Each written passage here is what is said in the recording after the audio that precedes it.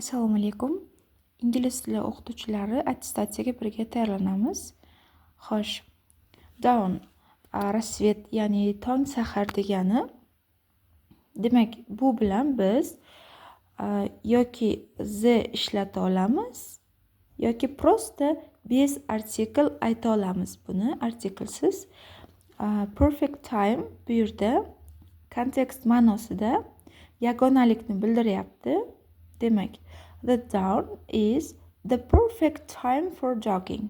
Yugurish uchun tong sahar aynan yagona, perfect, mukammal, zo'r vaqt. Shu gap kontekstiga bizga z to'g'ri keladi. Demak, biza yoki z ishlatishimiz mumkin, yoki ishlatmasligimiz mumkin.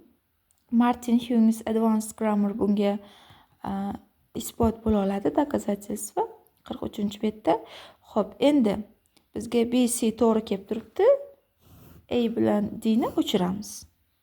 Endi perfect time dan oldin bizga обязательно bitta artikl kerak. O'shaning uchun to'g'ri variant C.